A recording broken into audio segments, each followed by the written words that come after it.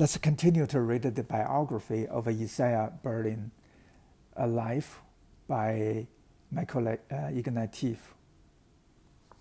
This is chapter 16, and this is the second part.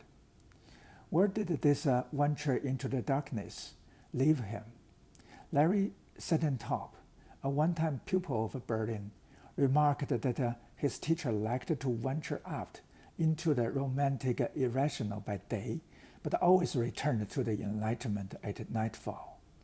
This does catch something of the ambiguity of Berlin's intellectual odyssey in the 1950s and the 1960s. But in the end, his adventures into the dark and exalted world of the European romantics made it impossible for him ever to fully return to the calm and the classical light of the Enlightenment. He believed in reason, but not overmuch. He believed in moral universals, but he knew they had scant purchase on fanatics. Human beings were never less than ingenious in justifying their own abominations. He hoped that Europe had learned from its journey into the abyss. He deeply believed that the concentration camps offered the most conclusive justification ever for the necessity of a universal moral law. But towards even his own moderately hopeful propositions, he remained what he had always been, a wise, watchful, and incurable realistic skeptic. By the time he delivered the Mellon Lectures in 1965, Berlin was 55. In a mysterious way, the impulses that had powered the most formidably creative period of his intellectual life now began to wane. Since the visit to Harvard in January 1949, he had written the work on which his reputation was to depend. All of the competing identities within him, a Jew, Russian, and Englishman, had to be forged together for this exceptionally single-minded achievement to be possible. Once that impulsion to speak had spent itself, he was done. By the 1960s, he was almost as famous a sight in Oxford as the Saldonian Theatre or the Radcliffe Camera. But he knew that being an Oxford character was a fate to be avoided. He had only to look at Maurice Bauer to see why. His old friend now drank too much, shouted a great deal, told boring stories about the 1930s, and went for authors, his phrase for falling on his backside. Berlin's marriage to Ellen had saved him from the fate of the Borowsk bachelorhood, and his own intellectual usefulness kept him from becoming a fossil. He had never cultivated the friendship of younger generations, but they had gravitated naturally to him, since he was free of the hauteur usually associated with academic grandees. As a result, he was at the center of the revival of political thought, especially among young Marxists. In the 1960s, though he disagreed with his Marxist or Marxist graduate students, their moral urgency reminded him of his beloved 19th century Russian intelligentsia. But when a young colleague, Norman Birnbaum, claimed that alienation was a necessary metaphysical beginning point for his search for a way out of the present discontents, Berlin dismissed the concept as a typical piece of a Central European secular theology, more likely to confuse than clarify the discontents, whatever they were.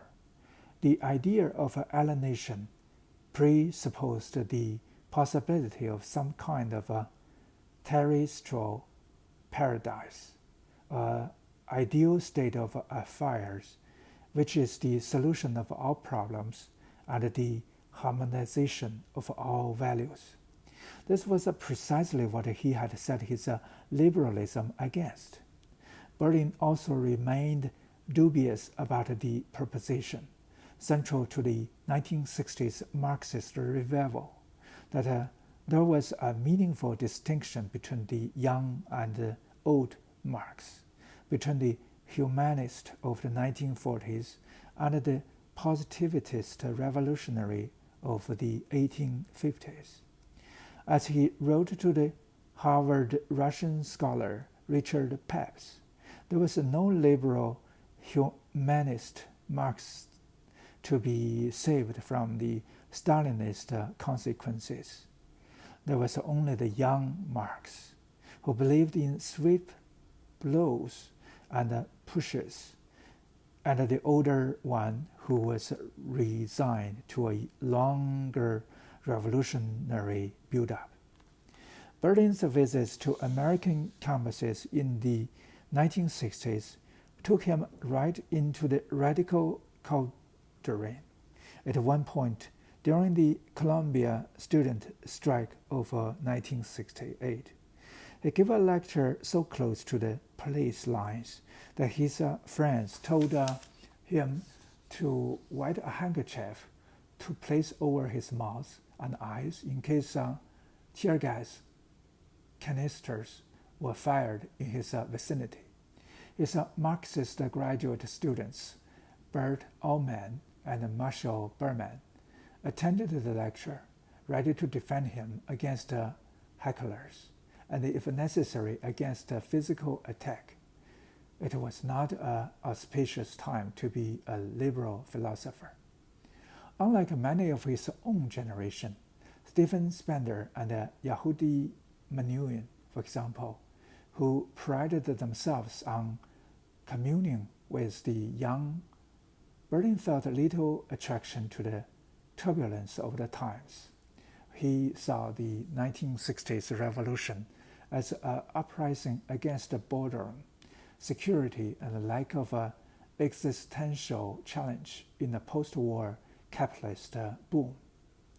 The anger, he thought, was about a psychological malaise, hypocrisy, lack of love, lack of understanding, lack of acceptance, alienation, class consciousness, and class education, and not oppression of the majority by a wicked or deluded minority.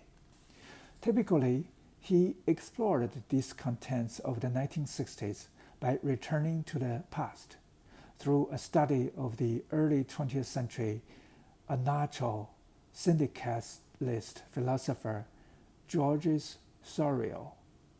Berlin imagined that Sorel would have had no difficulty understanding Frantz Fanon, the Black Panthers, Che Guevara, and all those in revolt against imperialism, capitalism, and the rule of technocratic experts.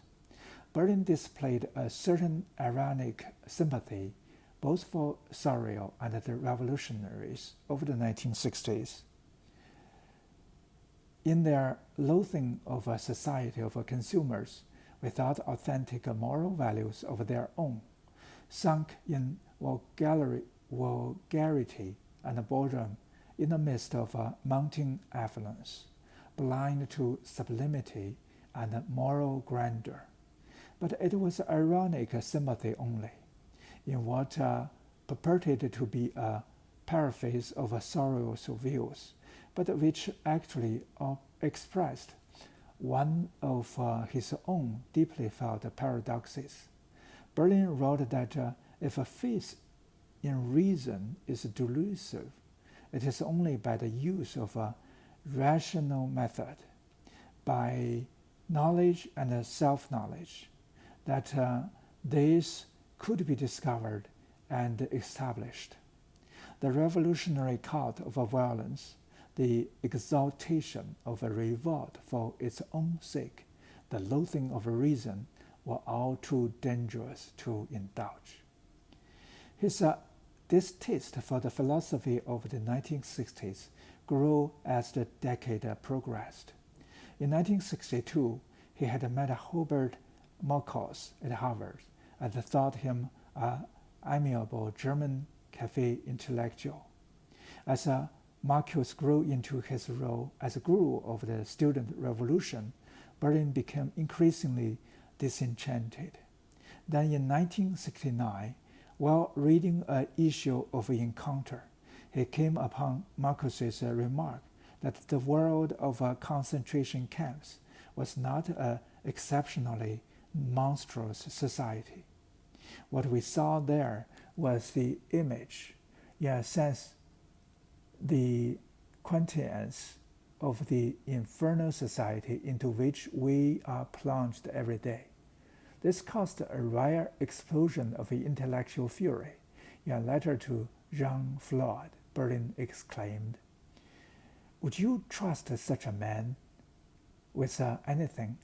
Would you think him capable of telling the truth or behaving honorably in any circumstances? Old charmer indeed. To hell with them all." In one of the few examples of a genuine rant in his correspondence, he went on to excoriate the milieu that had produced Marcuse. The terrible, twisted Mitteleuropa, in which nothing is straight, simple, truthful, all human relations and all political attitudes are twisted into ghostly shapes by these awful casualties who, because they are crippled, recognize nothing pure and firm in the world. It was not just Marcuse, but Hannah Arendt, whom Isaiah had in mind. He had first met her in 1942 when she was working with a Zionist relief organization, and then later in the early 1950s when she was part of the partisan review circle with Dwight MacDonald and Mary McCarthy.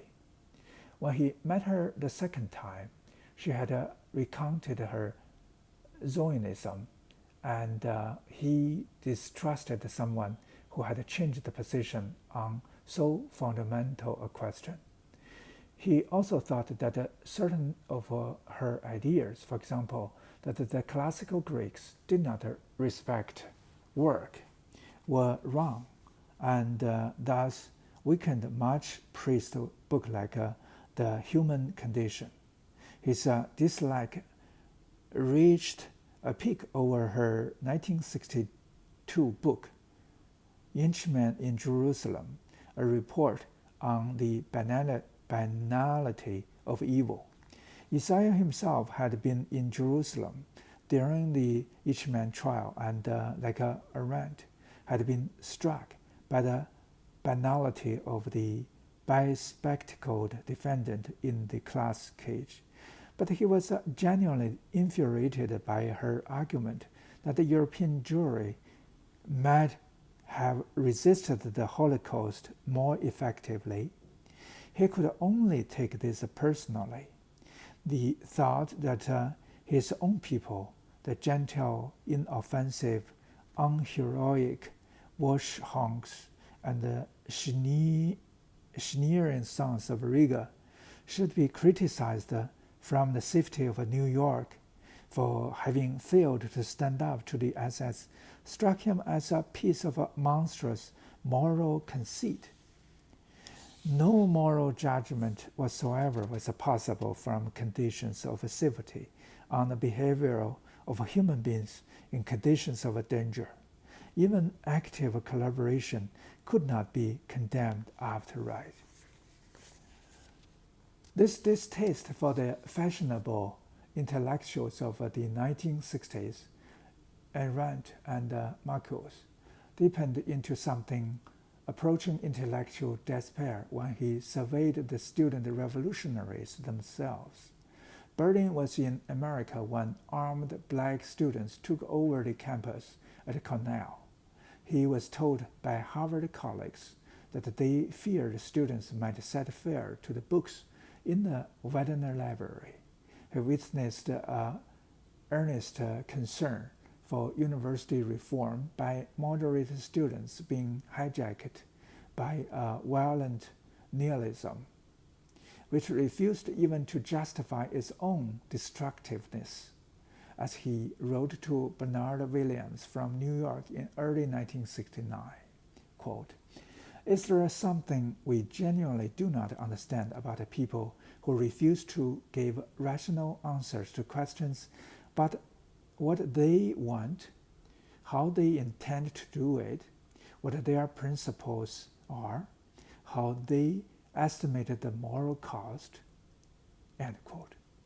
The whole experience of the 1960s made him uneasily aware that he had not understood the nihilist consequences of the romantic esteem for sincerity and authenticity. In the crest-like bearded figures roaming the campus and the streets of New York, he could see romanticism carried to its extreme.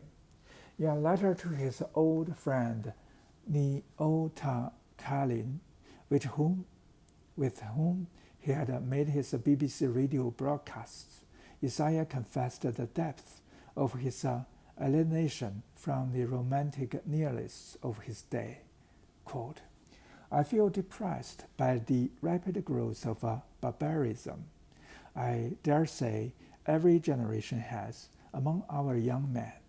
The revolutionaries of my day had some respect for knowledge and intelligence and tried to learn from the enemy in order to use the weapons, whatsoever they may have been, philosophy or history or mathematics or technology for their own ends. This generation is complacently ignorant, uses a mechanical formulae to dispose of anything that may be difficult or complicated, hates history on the whole, wishes to throw off the past, which I can understand if it is a return to a still older past. The future cannot be returned to or used. It is only a hollow word. The old nihilists at least thought they respect science. These ones confuse crudelty and sincerity, and when culture is mentioned, their hands really do automatically reach for a paving stone. But I must not go on with this lamentation. It sounds like some decayed liberal from Turgenev." End quote. On the great issue of the day, Vietnam, Berlin took a position that satisfied no one, not even himself.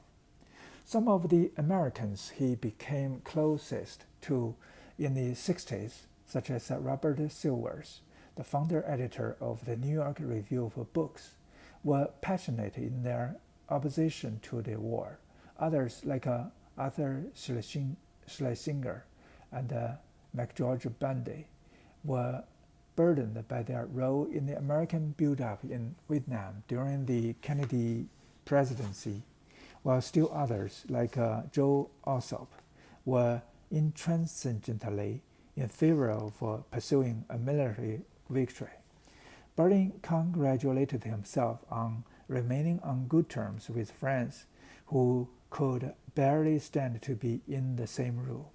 But his detachment irritated those who believed that the issue at stake were too serious for the detachment. In 1967, he was asked to contribute to Authors Take Sides on Vietnam, a collection of pro- and anti-war statements by prominent intellectual figures on both sides of the Atlantic. In a short and equivocal contribution, Berlin argued that Vietnam was a much more ambiguous issue than Spain in the 1930s. Then he had been certain that the Republican Spain deserved support. On Vietnam, he believed that the Americans should not have intervened, but having committed themselves, they could not withdraw precipitously, lest the South Vietnamese be massacred by communist forces. He accepted the key propositions of both sides, that the Americans' intervention was wrong, and that the domino theory, the likely collapse of other pro-Western regimes in the region following a communist victory in Vietnam, happened to be true. He simply did not see how American policy could keep the dominoes from falling. This position satisfied neither the student radicals nor conservative friends like Alsop. Berlin wanted to believe that the united score of both left and the right vindicated the moderation and good sense of his position, but in reality often felt friendless and equivocal in a moral atmosphere of a passionate affection and aroused sincerity. He joked to the Canadian politician John Roberts, who had been a graduate student at Oxford, that he was now being treated as an old mastodon of liberalism, as a last feeble echo of J.S. Mill, to be treated gently as a harmless, respectable old relic. He was joking, of course, but not much. Earlier than most, he sensed that the entire Cold War period was drawing to a close. As he wrote to McGeorge Bundy, the cultural Cold War, two large armies operating against each other, seems to me to have broken up into confused skirmishes all over the place, inside and between old armies. He no longer knew which army to fight for. One symptom of the new confusions was the spectacle in France and Italy of students, drawn from the bourgeoisie, marching into revolutionary battle, ultimately against the reactionaries in the communist-dominated trade unions. As Isaiah wrote to the Italian historian Franco Venturi, the rebellion of the repentant bourgeois against the complacent and oppressive proletariat is one of the queer phenomena of our time. As the 1960s turned into the 1970s, Berlin identified more and more with the figure of Turgenev, another person who had endured the suspicion and dislike of the left and the right. He confessed to his friend, the Polish historian of Panslavism, Andrzej Walecki, quote, "I go on thinking about Turgenev, caught in a situation not all unlike our own, unable, as he said himself, to simplify himself, constantly attacked by both sides, constantly anxious to please the young and yet, when the crisis comes, unable to commit himself totally, although perfectly able to demean himself before authority and incur the wrath of Hazan and those to the left of him." End quote. In October 1970, for the Romance lecture delivered before a packed audience at the Saldonian Theatre in Oxford, Berlin chose the theme of fathers and sons in Turgenev's writing. The lecture was a defense of liberal moderation in a radical era. He drew transparent parallels between Turgenev's perplexity towards the radicals of the 1870s and his own. Like Turgenev, Isaiah was fascinated by radical temperaments, but incapable of being a radical himself. Like Turgenev, he had a preternatural gift of empathy, an ability to enter into beliefs, feelings, and attitudes alien and at times acutely antipathetic to his own. Like Turgenev, he could not enter into radicalism sufficiently or surrender his own detached and ironic skepticism. The essay on Turgenev was also an oblique portrait of the liberal temperament, of the psychological required of good citizens in a liberal policy. Empathy was, for Berlin, a core liberal attitude. The capacity to be open, receptive, unafraid in the face of opinions, temperaments, passions alien to one's own. Empathy committed you to leave the stockades of liberal reason itself in order to understand reason's limited purchase on a world propelled by passionate conviction and radical intensity.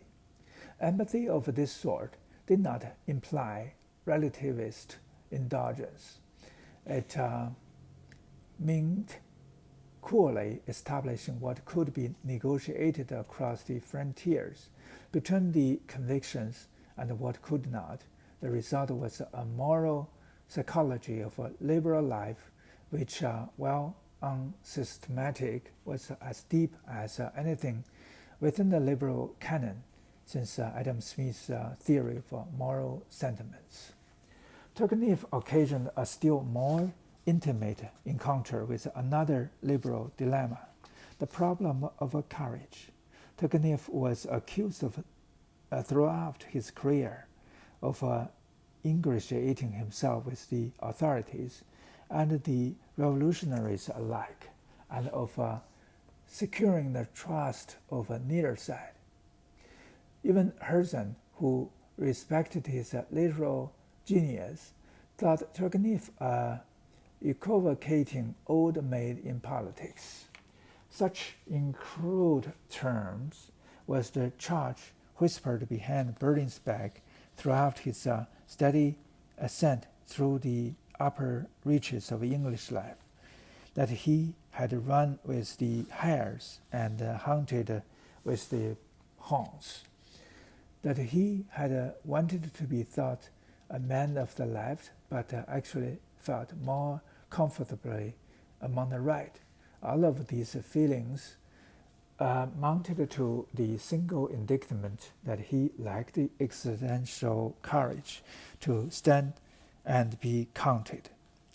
The charge of cowardice bothered him all his life. But his work does not have the shape of a man eager to please at any cost. His liberal theory was intransigent in its emphasis on the necessity of a tragic choice and in its commitment to negative rather than positive liberty. His theoretical claims remained provoking rather than mollifying. They were the work of a mind prepared to push its own skepticism very far indeed, and in the key arguments of his life, with Carl Isaac Ducher, D.S.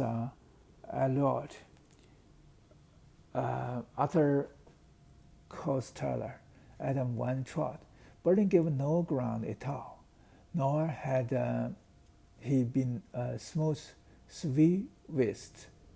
He had made his career on his own terms.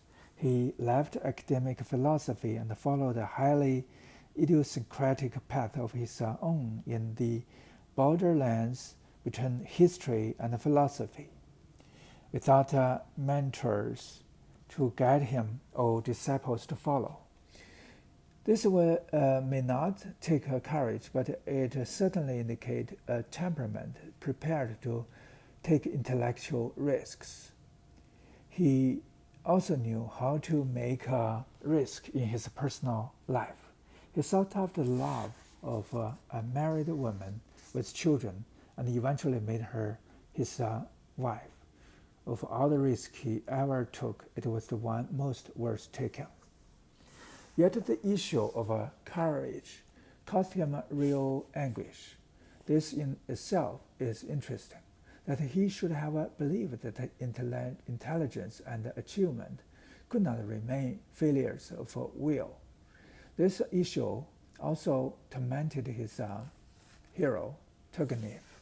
In the last year of his life, when he knew he was already dying of cancer, Turgenev dictated a story called A Fire at Sea, which recounted the experience of a young Russian on board a Baltic ferry after it catches fire on the crossing from St. Petersburg to Lubeck. Turgenev retreated all the young man's terror as the adults around him lost their composure and their dignity. He himself had survived just such a fare as a young man, so it was maliciously rumored, but promising a sailor half his estate if a man could save him from the flame.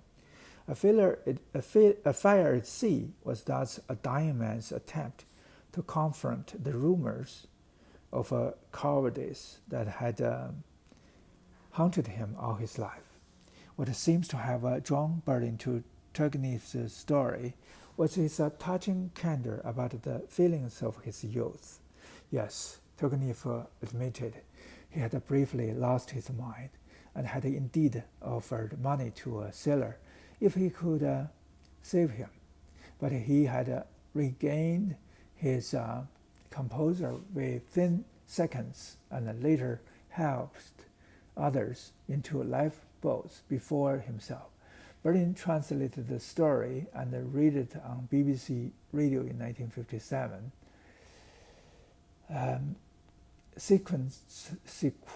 Subsequently republishing it himself with an introductory note. In this note, he argued that Turgenev represented his own conduct as those of an innocent, confused, romantically inclined young man, neither a hero nor a coward, slowly critical, cynical, slightly cynical, slightly absurd, but above all amiable, sympathetic, and human. Berlin identified deeply with the old man's defense of his young self. Berlin obviously could see that a larger issue was at stake. The point was that romantic standards of heroism were a form of a moral tyranny. Men should be judged not by whether they are willing to risk their lives, but by whether they kept their heads. Morally and politically, when others lost theirs. By these modest yet not unexacting standards, both men passed the test they had set themselves. That's the end of chapter 16.